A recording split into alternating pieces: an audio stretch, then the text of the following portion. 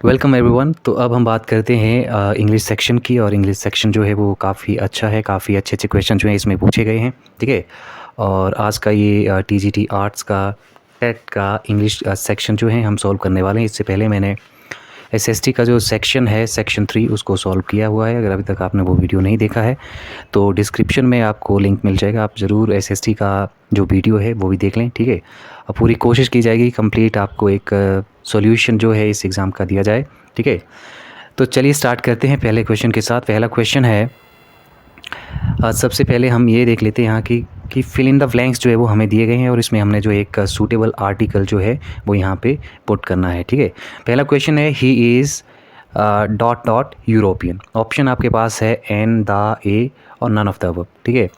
तो यहाँ से जो राइट आंसर हमारा बनेगा वो बनेगा ऑप्शन सी। ऑप्शन सी है ए, ही इज़ अ यूरोपियन। उसके बाद यदि हम बात करें अगले क्वेश्चन की, तो अगला क्वेश्चन जो है उसमें हमने choose the option that correctly signifies the meaning of words given below. ठीक है। एक शब्द जो है वो हमें दिया गया है, उसका जो एक मीनिंग रहता है उसको हमने जो है वो यहाँ से बताना है। ठीक है। तो हमारे पास जो शब्द है वो है पोस्थुमस। ठीक है। और इसका जो मीनिंग यहाँ पे ऑप्शंस में दिए गए हैं वो आप यहाँ से देख सकते हैं ऑप्शंस। तो इसका जो राइट ऑप्शन बनेगा वो बनेगा option A, a child born after the death of his father. ठीक है। तो option A will be the right answer here. Next हम बात कर लेते हैं अगले क्वेश्चन की, और अगला क्वेश्चन है इरिपेरेबल। ठीक है। इसका भी हमें जो है वो मीनिंग यहाँ से बताना है। ठीक है। ऑप्शन आपके पास अवेलेबल हैं, सारे ऑप्शंस अच्छे से चेक कर लेना। ठीक है। उसके बाद इसका यदि हम राइट आंसर देखें तो option D, incapable of being repaired. Option D will be the right one. उसके बाद नेक्स्ट है हमारा क्वेश्चन नंबर 34। तो क्वेश्चन नंबर यहाँ से हम 34 की बात करें तो यहाँ से जो है वो हमें कुछ एक एंटोनिम्स जो हैं वो अपनी तरफ से देने पड़ने हैं। शब्द हमें दिया गया है। ठीक है। और हमारा ये जो शब्द है वो है प्रोडिगल। ठीक है। इसके ऑप्शन आप लोग देख लेना। ठीक है। पहला है वेस्टफुल, दूसरा है केयरफुल, तीसरा है रेकलेस और डी है एक्स्ट्रावेगेंट। ठीक है। तो प्रोडिगल का मतलब कि जो काफ़ी खर्चीला होता है। तो जितने सारे के सारे अगर आप ऑप्शंस देख लें जिसमें कि वेस्टफुल है, रेकलेस है, एक्स्ट्रावेगेंट है, तो ये सारे के सारे इसके सिनोनिम्स आएंगे।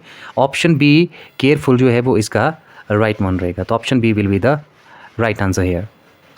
नेक्स्ट हम बात कर लेते हैं अगले क्वेश्चन की, क्वेश्चन नंबर 35। नेक्स्ट है मैकेवर। इसका जो है वो हमें एंटोनिम्स देना है। तो इसका जो राइट वन बनेगा, ठीक है, ऑप्शन आप देख लेना। Option A gruesome will be the right answer of this question.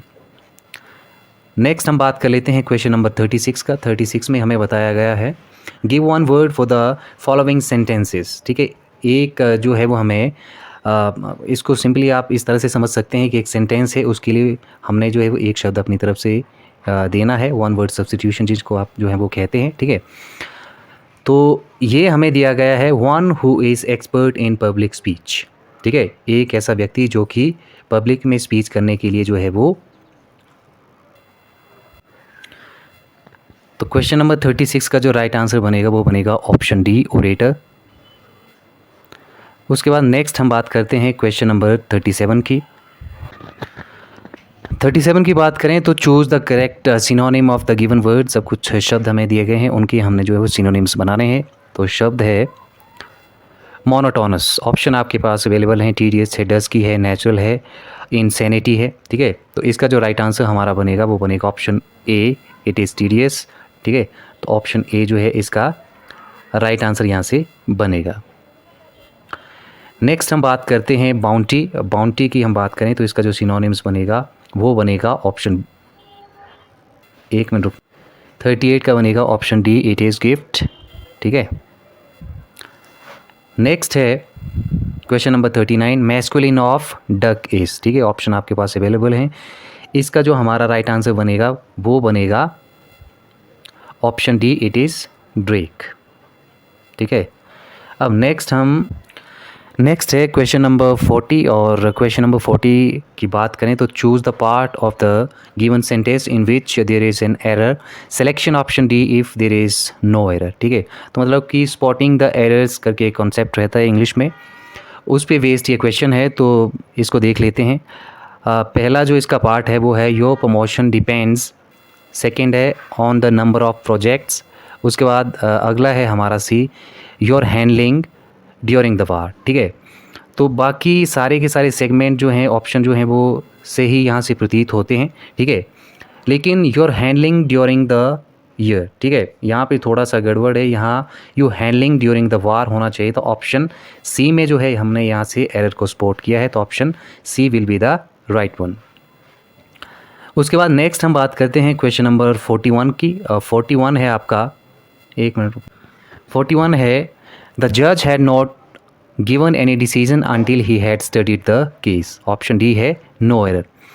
तो देखिए यहाँ पे यदि हम बात करें तो ऑप्शन सी जो है, जो इसका सेकंड पार्ट है, he had studied the case, क्योंकि ये प्रेजेंट परफेक्ट है और यहाँ पे जो फर्स्ट इसका पार्ट है वो भी उसी में है, प्रेजेंट परफेक्ट में। तो एक जो सीक्वेंस ऑफ सेंटेंस की हम यहाँ से बात करें तो इसके अकॉर्डिंग जो है हमारा ऑप्शन ए में जो है वो एरर है, क्योंकि यहाँ पे आप जो है वो डिड नॉट के साथ जो थे वो जा सकते थे। ठीक है, क्योंकि पास्ट इंडेफिनिट जो है वो अगर आपके फर्स्ट सेगमेंट में रहता है तो वो उसका जो एक का सीक्वेंस बनेगा इन द सेकंड पार्ट, ठीक है, वो भी आपका जो है वो पास्ट परफेक्ट पे रहना चाहिए। तो डिड नॉट यहाँ पे आना चाहिए था। ठीक है, इंस्टेड ऑफ हैड नॉट। तो यहाँ पे पूरा का पूरा ये जो है वो यहाँ पे मिस्टेक हमने स्पॉट किया है, एरर जो है हमने यहाँ पे स्पॉट किया है ऑप्शन ए में। ठीक है, तो 41 का जो है वो ऑप्शन ए आपका जो है वो यहाँ से सही या फिर करेक्ट बनता है। ठीक है, और जैसे ही डिड लग जाता है तो फिर आपका जो भी सेकंड या जितने भी फॉर्म्स होते हैं वो नहीं लगते हैं, क्योंकि डिड इटसेल्फ एक सेकंड फॉर्म है। ठीक है, तो गिवन भी हट जाएगा। ठीक है, तो इसका ए जो है वो राइट जो है हमारा ऑप्शन यहाँ से रहेगा। नेक्स्ट हम बात कर लेते हैं क्वेश्चन नंबर 42 की। 42 की बात करें तो यहाँ पे कुछ एक हमें करेक्ट सेंटेंसेस जो हैं वो यहाँ से फाइंड आउट करने हैं। ठीक है, तो वो देख लेते हैं। पहला है did he know to play flute, second है डज ही न्यू। देखिए सेकंड तो हो नहीं सकता, ठीक है, क्योंकि प्रेजेंट इंडेफिनिट में आपको एक चीज़ का ध्यान रखना पड़ेगा कि इसमें फ़र्स्ट फॉर्म लगता है, यहाँ पे इन्होंने सेकंड लगाया है, तो जो ये सेकंड है ऑप्शन बी, ये तो हो नहीं सकता। ठीक है, उसके बाद है does he know how to play the flute, और ये नन ऑफ दीज में भी नहीं जाएगा।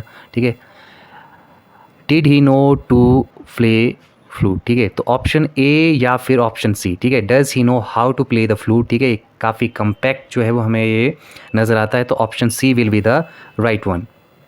ठीक है, यहाँ पे काफ़ी कॉन्सेप्ट आपको देखने को मिलेगा। फ्लूट जो है वो एज अ वर्ब लिया हुआ है या फिर क्या जो आर्टिकल लगेगा, तो कहीं ना कहीं एक सेंस के अकॉर्डिंग चलें तो ऑप्शन सी जो है वो अच्छा साउंड करता है। ठीक है, नेक्स्ट है 43 की बात करें तो matter is non by him.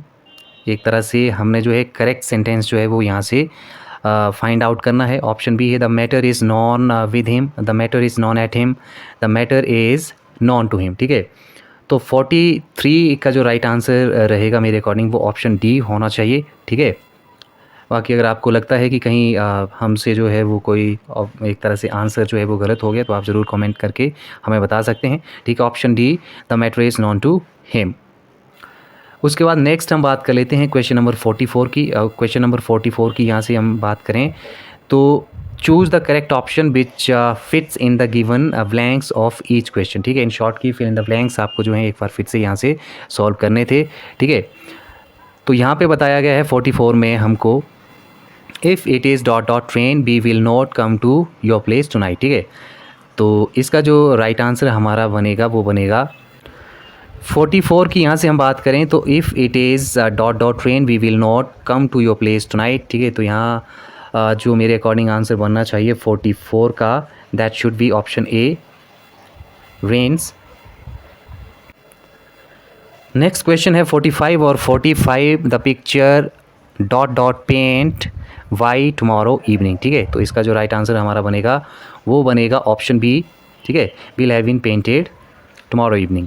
Next है I took dot dot Tom at chase and beat him. ठीक है, तो इसका जो हमारा राइट आंसर बनेगा वो बनेगा ऑप्शन सी ऑन। ठीक है, ऑन के साथ हम यहाँ जाएंगे। नेक्स्ट है क्वेश्चन नंबर 47 और यहाँ पे हमें जो एक करेक्ट फॉर्म ऑफ वॉइस जो है वो यहाँ से फाइंड आउट करना पड़ेगा। पहला है द रिपोर्ट अलार्म देम, ठीक है। तो इसका जो यहाँ से राइट आंसर बनेगा, ऑप्शन आप लोगों ने पढ़ लिए होंगे, ठीक है। They were alarmed by the report, they are alarmed by the report, ठीक है।